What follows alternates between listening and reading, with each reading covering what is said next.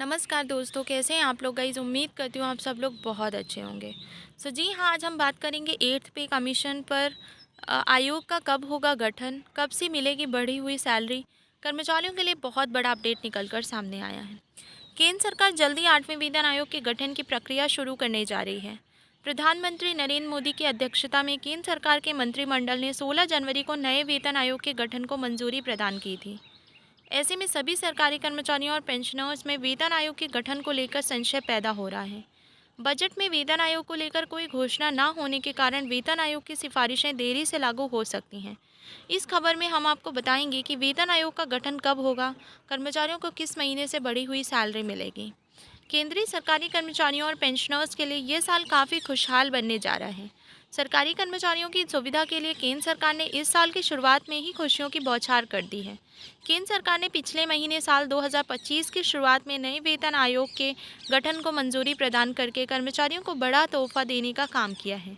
जल्द ही केंद्र सरकार और वित्त मंत्रालय कर्मचारियों को मिलने वाले डीए में भी बढ़ोतरी कर सकती है। 10 साल बाद होता है नए वेतन आयोग का गठन। केंद्र सरकार हर 10 साल बाद नए वेतन आयोग के गठन को मंजूरी प्रदान करती है। पिछले वेतन आयोग का कार्यकाल इस साल दिसंबर में समाप्त होने जा रहा है।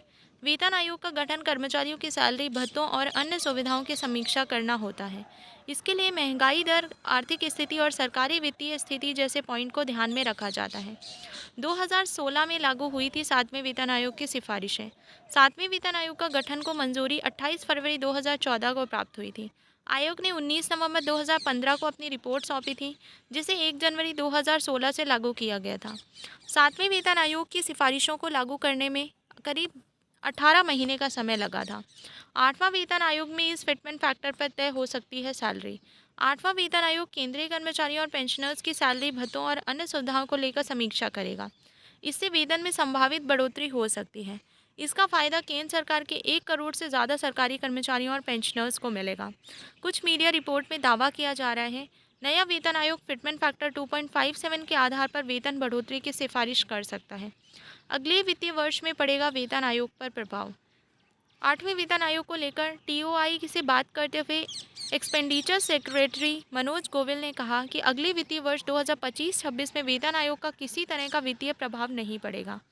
उन्होंने बताया कि 1 अप्रैल से शुरू होने वाले फाइनेंशियल ईयर में वेतन आयोग की वजह से सरकार पर किसी तरह का एक्स्ट्रा वित्तीय बोझ नहीं पड़ेगा। आयोग का गठन होने के बाद इसे अपनी रिपोर्ट तैयार करने में समय लगेगा, जिसे सरकार को प्रोसेस करना होगा, इसलिए वित्तीय असर साल 2026-27 के बजट में देखने को मिलेगा। सरकारी कर्मचारियों की उम्मीदें। केंद्रीय कर्मचारियों और पेंशनर्स को उम्मीद है कि 8वें वेतन आयोग के जरिए उनकी सैलरी और अन्य भत्तों में सुधार होगा। अगर आयोग अप्रैल 2025 तक बनता है तो 2026-27 में नया सैलरी स्ट्रक्चर लागू होने की संभावना है।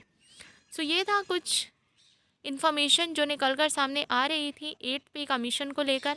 एंड आई होप कि ये वीडियो आप लोगों के लिए काफ़ी हेल्पफुल रही होगी। अगर वीडियो अच्छी लगी तो प्लीज़ आप लोग चैनल को डेफिनेटली सब्सक्राइब कर लीजिएगा। जय हिंद, जय भारत।